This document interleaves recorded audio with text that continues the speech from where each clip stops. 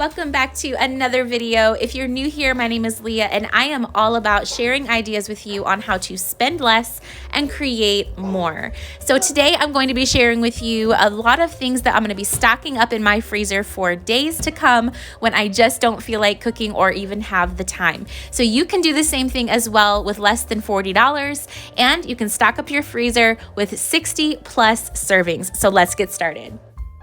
We're going to kick things off with one of my favorite soup recipes. It stretches for days, and I'm going to be using some discount potatoes. I picked up this 10-pound bag for $3.99. Obviously, we're not going to use the entire thing. I'm just using about 10 of these medium, small-sized potatoes, a block of cream cheese, which is 8 ounces, some salt, pepper, also these potato flakes. You can use plain or flavored. I am using the Monterey Pepper Jack. It is my absolute favorite, and those are, I believe, 4 ounces for a package. We're going to wash and chop up our potatoes. You can peel them if you'd like, which I have done numerous times, but I enjoy this soup with the peel on as well, so I'm just making things easy today since I have so much to get done. So we're just going to get those all chopped up as big or small as you prefer, and we're going to fill up our pot with some water as well, so make sure you leave some space in there for that. Next, we're also going to take care of an onion. I am using an entire white onion, and you can use whatever kind you want. I was able to get these on clearance, so definitely check out my grocery hauls if you're interested in seeing how we spend our monthly budget.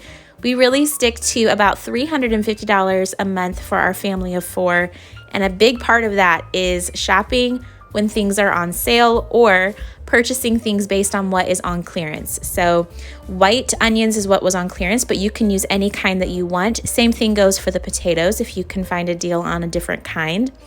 Once you have the water going to a full boil, make sure you go ahead and add in your seasonings. I am choosing a tablespoon of salt and about a 1/4 tablespoon or 2 teaspoons of pepper. Also, we're going to get in our cream cheese. I leave this at room temperature. It just melts easier in there. So once everything is coming to a full boil and the potatoes are softened, that's when we're going to add the cream cheese. It's just going to melt so easily and make this such a creamy dish. Now you can use another kind of cheese if you prefer, like a Velveeta, something really soft, and basically a processed cheese is what's going to make it super creamy for you. But cream cheese is my favorite and it's super budget friendly. Then once that is all combined, we're going to add our potato flakes. And again, you can use a plain flavor or you can do something like a sour cream and chive. You can use the Monterey Pepper Jack, which is my favorite, and then get that all nice and combined. This is serving as a thickener. So if you feel like it's too thick, add some milk. And then once that comes back to a boil, if you feel like, oh, this is too thin, then just add some more potato flakes. It really is based on your personal preferences. And that is it. You can go ahead and let this cool, put it into your bags for the freezer, or go ahead and serve it right away. And I like to top mine with some shredded cheese, green onions, and even bacon, and we call this our loaded baked potato soup. So here you can see I have 2 family-sized portions. I am putting them into freezer bags and then letting them lay flat in the freezer. Next, we're going to move on to our buffalo chicken soup, and usually I make this as a chili with ground chicken, but today I am using some regular cooked chicken that I had in my pantry I needed to use up. I got a great deal on that before. We're going to use half an onion, about 1 or 2 cans of white beans, hot sauce, and a can of regular diced tomatoes. I'm also using some ranch seasoning that I make myself, but you can always purchase a package on your own. And then we'll be using 8 ounces of cream cheese later as well. So go ahead and get started with your onion. I'm just chopping up half. You could use a whole.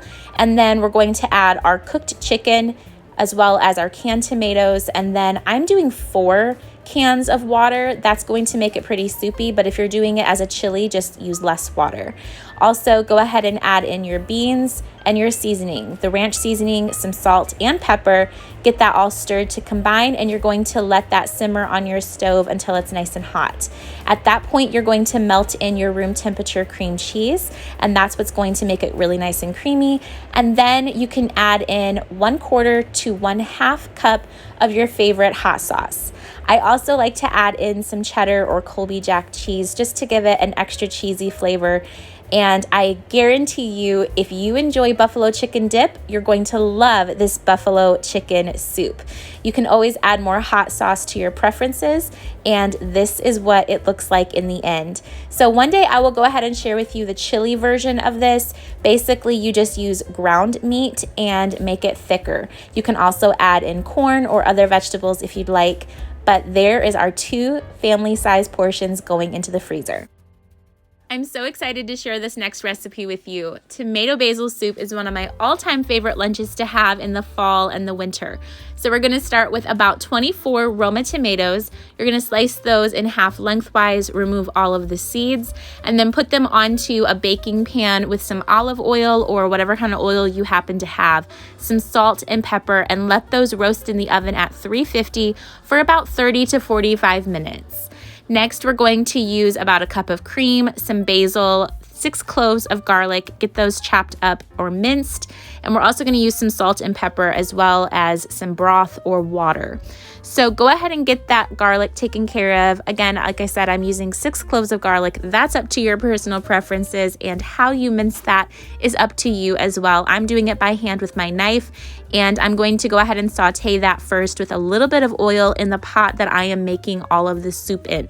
Once the garlic is cooked, we're going to go ahead and add in our broth or water. And because I'm using so much flavor between the garlic and the salt and pepper, I'm not really concerned about using broth. I know that just plain water will be fine.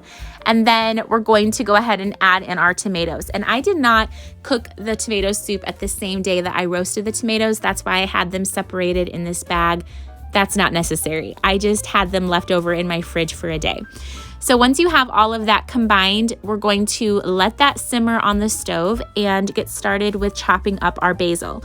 Now you can of course buy some basil that is already chopped up for you. You can find that in your produce section, but I picked up this large box of basil and I only paid $1.99 for all of it, which is a fantastic deal.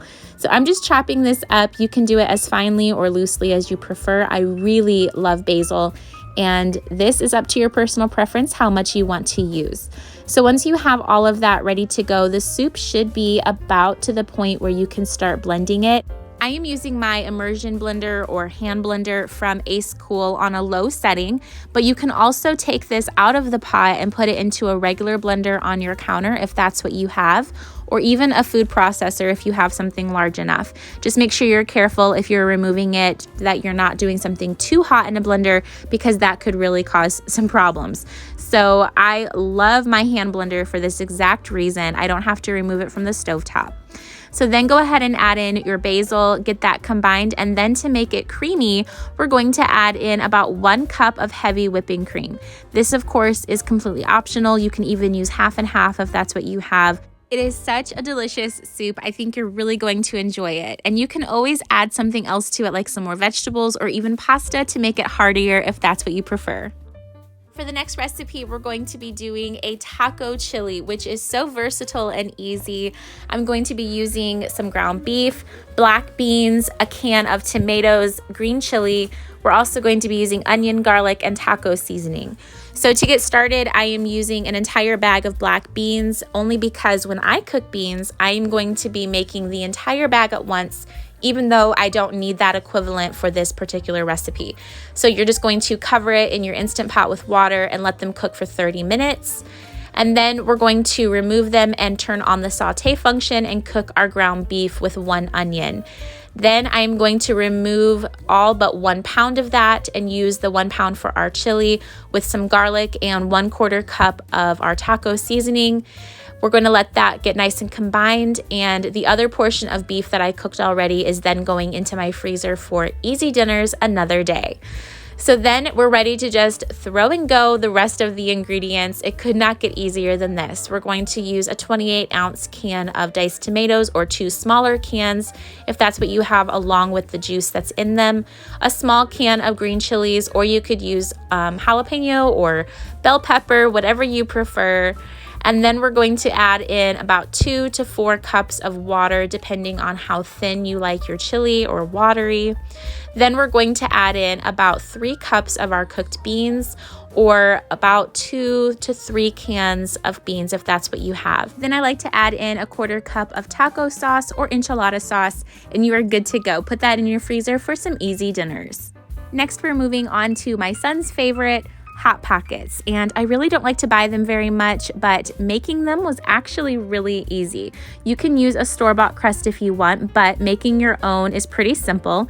You just need some flour, yeast, sugar, water, and oil. Go ahead and get that all combined. Once it's fully mixed, you're then going to add in some more flour that you have remaining. Then you're going to knead it together until it forms into a bowl and is no longer sticking to the sides of that bowl. So here you can see it's just like a little bit of crumbs on the bottom. I'm just pushing it into there. And then we're going to place the ball of dough into a greased bowl. Leave it covered with a towel for 30 minutes at least until it is doubled in size. And then we're going to deflate it, remove it from the bowl, and then put it onto a floured surface. We're going to split it into 8 pieces, and I do this by cutting it in half, and then in half again. So then we're ready to start rolling out our pieces for the pockets.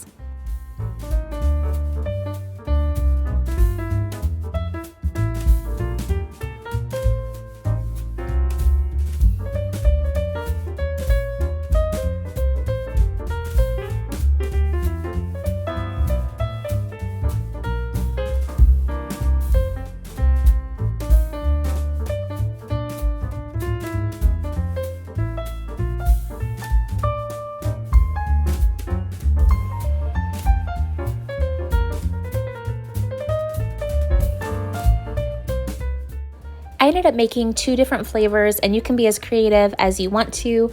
I have some of this queso blanco or white American cheese left over and just a couple of pieces of deli meat. So I'm going to cut off some pieces of the cheese and then slice up that deli meat into small little pieces.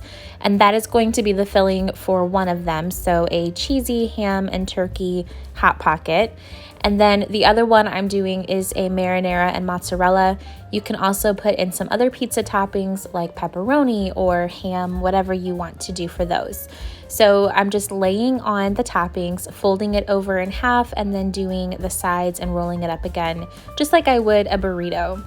When it comes to doing the sauce, it is most likely going to seep out if you use very much. So I had considered not doing any sauce at all and just filling the pizza ones with cheese and then serving it with some sauce on the side for my son to dip them into. But I gave it a shot to see what would happen. They taste amazing, but after baking, they definitely had some leaking sauce on the pan. But just keep that in mind whenever you fill them. You won't need to do as much sauce as I did here. I also went ahead and poked a few holes in the top, and I did 2 different designs to keep track of which flavor was which. You'll just bake them at 400 degrees until they are golden on top.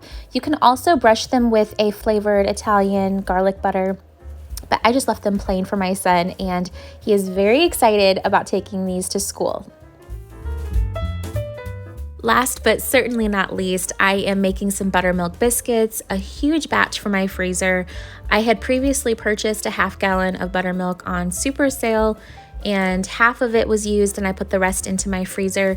So I went ahead and thawed that out, and I'm ready to use it up here. I like to use self-rising flour, frozen butter, and then of course the buttermilk. So I ran out of self-rising flour after just one regular size batch, and then after that I ended up making a double batch with some regular all-purpose flour and baking powder. So I will go ahead and share in the description box with you my video showing you exactly how to make layered buttermilk biscuits that are beautiful.